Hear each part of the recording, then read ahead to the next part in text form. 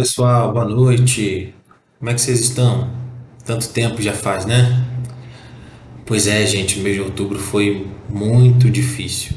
Foi muito pesado aqui para nós aqui em casa. As crianças ficaram aí doentes por um mês inteiro praticamente, né? Ficaram aqui revezando, fazendo revezamento, trocando. Hora uma ficava, outra doente, a outra ficava doente, mas graças a Deus agora elas estão recuperadas. Tive também algumas coisas para fazer aí, umas provas, algumas preparações na minha vida particular, mas graças a Deus estamos retornando aí no mês de novembro e espero em Deus aí que a gente agora siga e não pare mais, em nome de Jesus. Como é que foi sua semana? Espero que tenha sido bem, que Deus abençoe você, abençoe sua família, abençoe aí o seu trabalho, que o seu final de semana também seja abençoado aí, em nome de Jesus. Enfim, vamos então voltar aí, vamos retomar, o estudo de onde nós paramos. A gente está estudando aí Efésios 6, a batalha espiritual, a armadura de Deus para nós.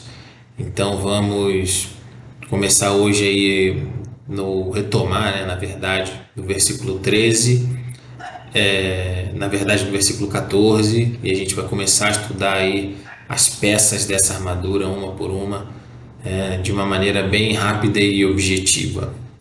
Bem, antes de tudo, vamos orar para que a gente possa começar. Deus, nós te louvamos, te agradecemos, Senhor, por mais uma semana, por mais um dia de vida. Te adoramos, Senhor, na beleza da tua santidade. Queremos te agradecer porque estamos vivos, Senhor, temos saúde, Deus, podemos desfrutar das bênçãos que é te servir, estar debaixo da tua paz, debaixo da tua proteção, em obediência a ti, Senhor. Como é bom, ó Deus,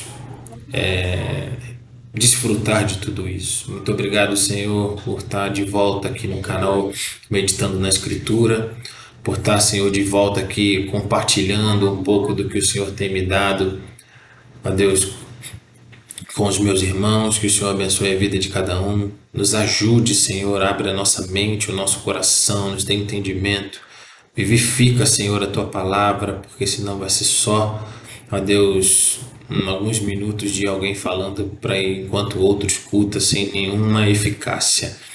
Que o teu poder, Senhor, seja manifesto na vida de cada um nesse momento, Pai, não só, mas também em todos os outros das suas vidas. É que eu te peço em nome de Jesus. Amém. Bom, meus irmãos, vamos lá. Então, a palavra de Deus, a gente vai voltar aí a estudar a guerra espiritual e a armadura de Deus.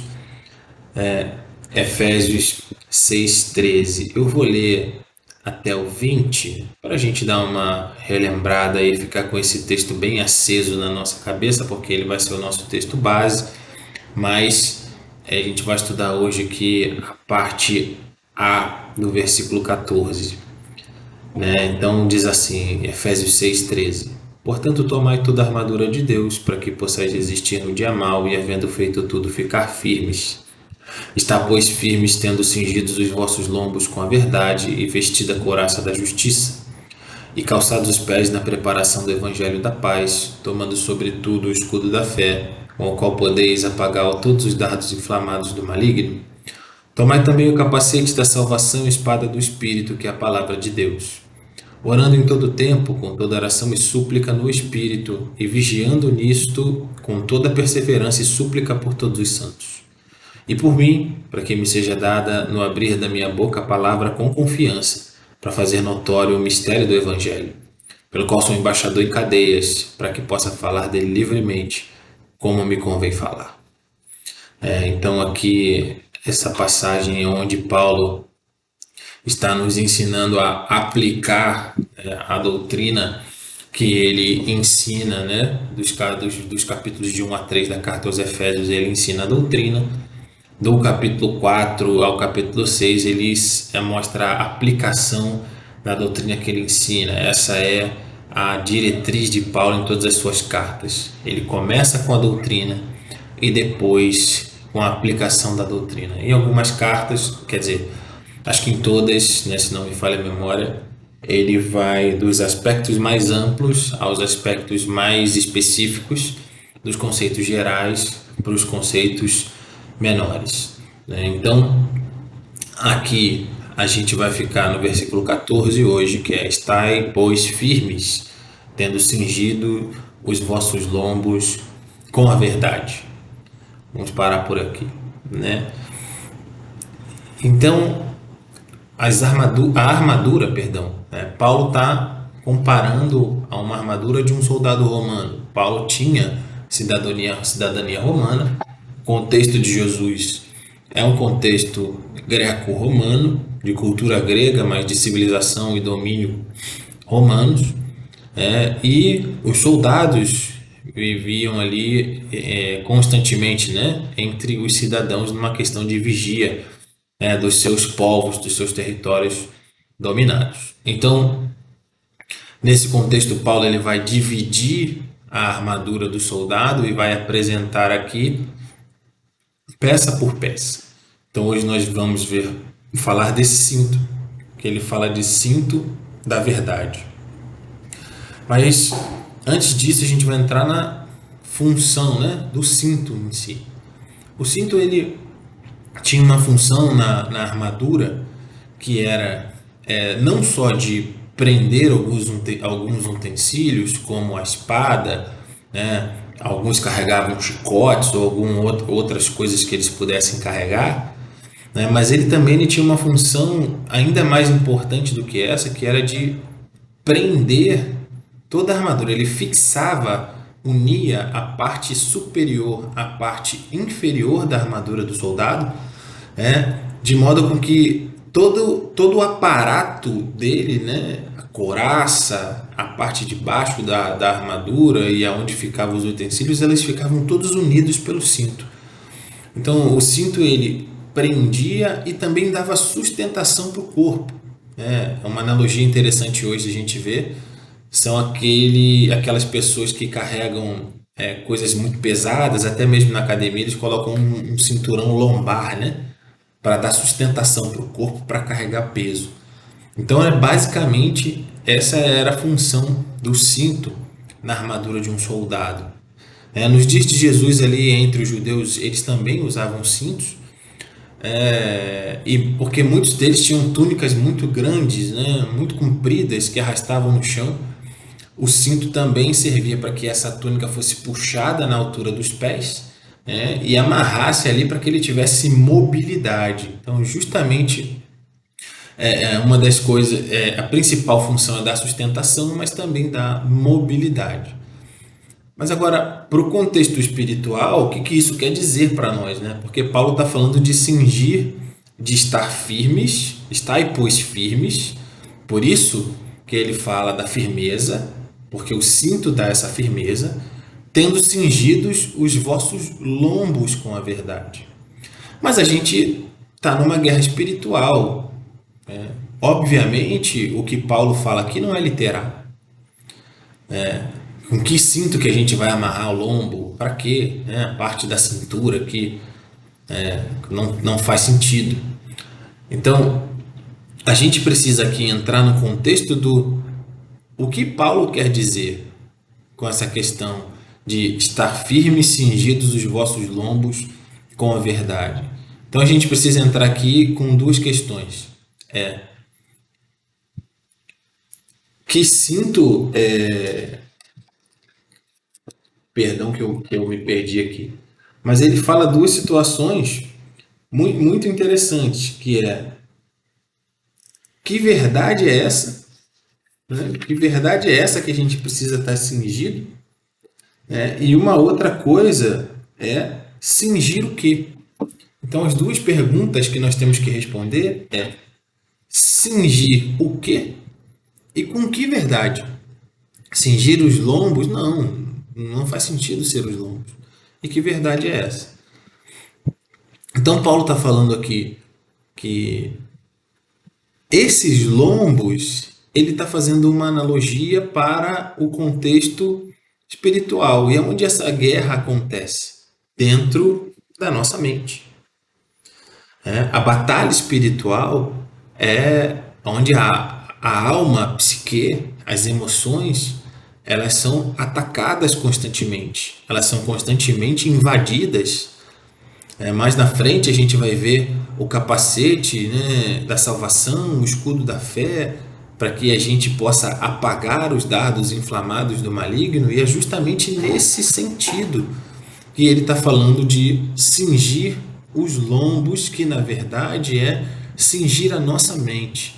Precisamos ter a nossa mente envolvida com a verdade do Evangelho. Mas isso é falando dessa forma, é algo muito amplo.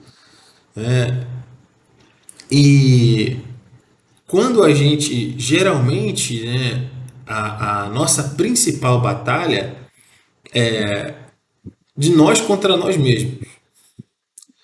O que eu quero dizer com isso? Quando erramos, em algum momento da vida vamos errar, vamos pecar, aliás, em vários momentos desses, só vamos deixar de errar quando estivermos, né, com Jesus, ou se morrermos antes, porque é a nossa natureza, isso está intrínseco em nós, e só vamos parar, né, nesses estágios. E aí, geralmente, quando a gente erra, a gente entra numa situação muito complicada, porque vamos olhar para Davi, por exemplo, né? Quando ele comete o adultério e depois o assassinato de Urias. Ele arma tudo aquilo, ele planeja tudo aquilo, né? Ele maquina tudo aquilo, né? Ele sabe quais são os passos que ele vai tomar, inclusive para limpar a barra dele, né? Ele não vai para a guerra, e aquele texto começa dizendo que na época que os reis saíam para a guerra, Davi ficou no palácio. Então, ele olha para aquela mulher, ele deseja, ele cobiça aquela mulher, conforme a palavra diz lá em Tiago, que o pecado começa na mente, desce para o coração e depois é consumado. Então, ele se deita com Batseba, depois Urias volta, ele tenta mandar Urias para casa para dormir com a sua mulher, para tentar ali esconder, né? Urias chega, né? Dorme com a esposa, depois ela é engravida, oh, maravilha, filho de Urias, está resolvido o problema. Mas Urias se nega a fazer isso, não, eu estou na guerra, os meus irmãos estão lá na guerra, estão sofrendo, quem sou eu para voltar para casa? E aí a gente conhece a história da vida, aquela ordem a Joabe de colocar Urias na cabeça lá do exército para ser atacado, né? E ao final a gente já conhece. Então, nesse contexto, quando essas coisas acontecem, é claro que tem situações que a gente, e essa deve ser a vida do crente, a gente vai errar sem intenção. Vamos lá, né? Colocando a questão do homicídio, né? Do culposo e do doloso. Você vai ter a culpa porque você cometeu, mas você não teve a intenção de cometer.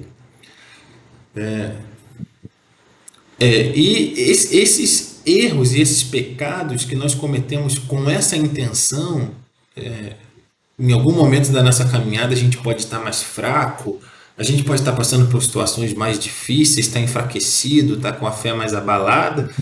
E quando a gente cai nesse sentido, o diabo vem com muita força para cima da gente, né?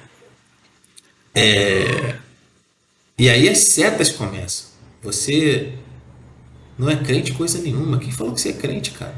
Quem te disse que você é crente? Né?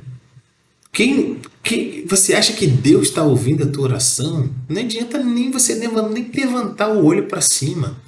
Não vai te ouvir. Você não é digno de estar nem na igreja. Você não é digno de confiança. Você traiu a confiança das pessoas, né? O pastor não pode contar contigo de maneira alguma, não é a menor possibilidade. Você é fraco, você é inútil, você não é digno. Deus não vai te ouvir, esquece. E chega nessas horas, amados, é que muitos de nós declinamos, caímos, né, e entramos numa espiral que é muito difícil de sair, né? Porque a gente passa por essas situações e internaliza isso que a gente recebe, né? Esses pensamentos que na verdade não são nossos, Satanás planta isso na nossa cabeça, nós começamos a sofrer de uma maneira profunda, como o próprio Davi sofreu. E quando ele escreve o Salmo 51, que foi uma resposta, né, a Natan ter ido tratar do pecado com ele, a primeira coisa, né, que ele fala é: crie em mim, ó Deus, um coração puro, um espírito inabalável. Não retire de mim o teu espírito. Ele clama pela presença de Deus, porque ele entende que o pecado mói, o aperta, né, quebra. E ele. E Isaías 59:2 diz que nossos pecados nos causam separação. E quanto mais longe de Deus estamos, pior é esse processo. Então, nessa hora, o que o apóstolo Paulo está dizendo aqui? Estai, pois, firmes, tendo cingido os vossos lombos com a verdade. Firme para que, quando esse momento acontecer, de errarmos e nos afastarmos do Senhor, não deixemos de ter em mente que, ainda que a gente caia 100 vezes, se nós pedirmos perdão, se nós buscarmos o arrependimento, o Senhor vai nos levantar 101 vezes. Jeremias escreveu Lamentações capítulo 3, no versículo 22, que as misericórdias do Senhor são a causa de não sermos consumidos. Então, que verdade é essa que você precisa cingir a sua mente? Deus me deu o direito de ser filho de Deus. Deus, ele me tirou do reino das trevas e me transportou para o reino do Filho do seu amor. Deus me tirou de um charco de lodo, firmou os meus pés numa rocha e guiou os meus passos. Davi escreve também: ainda que meu pai e minha mãe me abandonem, o Senhor não me desamparará. Então, se você está passando por um momento de dificuldade porque cometeu um erro, ou está até mesmo triste com algo que você viu na igreja, com algo que te decepcionou, e tem passado diversos pensamentos na sua cabeça de que você precisa sair daí, que não vale a pena você estar, que a igreja é balela, isso é mentira do diabo. Nós precisamos cingir a nossa verdade de que Deus é nosso Pai, Ele nos livrou, Ele nos salvou, Ele nos mandou o seu Filho para morrer numa cruz no nosso lugar, para nos tornar justos diante dele. Essa é a verdade que Paulo fala aqui, a verdade da salvação. Eu sou salvo, Deus me livrou da morte e do inferno. Não há nada que você possa fazer, Satanás, para me tirar da presença de Deus. Em Romanos, no capítulo 8,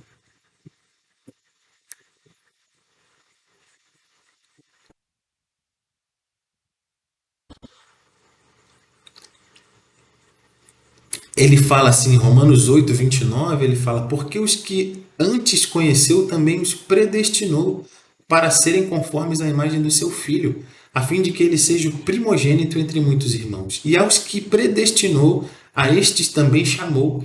E aos que chamou, estes também justificou. E aos que justificou, a estes também glorificou. Perceba que Paulo está falando do verbo no passado. Ele predestinou, ele chamou, ele justificou, ele glorificou. Está tudo no passado. Paulo já considera que essas etapas da consumação da salvação já foram realizadas em nós. E ele segue no versículo 31, que diremos, pois, a estas coisas? Se Deus é por nós, quem será contra nós? Aquele que nem mesmo a seu próprio Filho poupou, antes o entregou por todos nós, como nos não dará também com ele todas as coisas? Quem tentará acusação contra os escolhidos de Deus? É Deus que os justifica. Quem os condenará? Pois é Cristo quem morreu, ou antes quem ressuscitou dentre os mortos, o qual está à direita de Deus, e o que também intercede por nós. Quem nos separará do amor de Cristo? A tribulação, ou a angústia, ou a perseguição, ou a fome, ou a nudez, ou o perigo, ou a espada? Como está escrito: por amor de ti somos entregues à morte todo dia, somos reputados como ovelhas para o matadouro. Mas em todas estas coisas somos mais do que vencedores por aquele que nos amou. Aleluia! Glória a Deus! Deus seja louvado por essa palavra. Porque nós, ainda que pequemos, ainda que venhamos a cair e o diabo tente nos massacrar, nos pressionar de que somos indignos, de que somos lixo, de que não somos capazes de estar no corpo de Cristo e que não adianta a gente orar porque Deus não nos ouve, isso é mentira. Cinja, envolva a sua mente com essa palavra, com essa verdade de que nada nos separará do amor de Deus que está em Cristo Jesus. Nada. De novo, quem nos separará do amor de Cristo? Tribulação, angústia, perseguição, fome, nudez, perigo, espada? Nada vai nos separar do amor de Deus. Nada. Ele continua no 38, porque estou certo de que nem a morte, nem a vida, nem os anjos, nem os principados, nem as potestades, nem o presente, nem o porvir, nem a altura, nem a profundidade, nem alguma outra criatura nos poderá separar do amor de Deus que está em Cristo Jesus, nosso Senhor. Irmão, agarra essa palavra, coloca ela no teu coração. Paulo diz: estáis, pois, firmes, cingidos os vossos lombos com a verdade. A verdade é que ninguém pode te separar do amor de Deus. E eu não estou te dando aqui uma licença, porque a Bíblia não nos dá isso, para ser um libertino. Para dizer que, como já que nada vai nos separar do amor de Deus, eu saio fazendo, aloprando o que quiser, porque ele nunca vai sempre passar a mão na minha cabeça, que é esse Jesus torto que as pessoas pregam aí, né? Do Jesus que ama e passa a mão na cabeça e é condescendente com o seu pecado. Não, não é isso. O que eu estou dizendo é que no exercício da nossa santidade, enquanto nos esforçar, enquanto vamos andar na caminhada e vamos nos esforçar para ser santos como Ele é santo, nós vamos errar. Nessa hora o diabo não vai nos atacar com fúria, porque ele quer nos afastar do amor de Deus, mas a palavra diz que nada, quando ele fala que os principados e as potestades são os poderes malignos, nada vai nos separar do amor de Deus. Guarde essa verdade na sua mente, não deixe que o diabo lhe ataque. Se mantenha firme com a verdade de que você é filho de Deus, você foi predestinado antes da fundação do mundo. Ele te chamou eficazmente, você agora é dele, é convertido.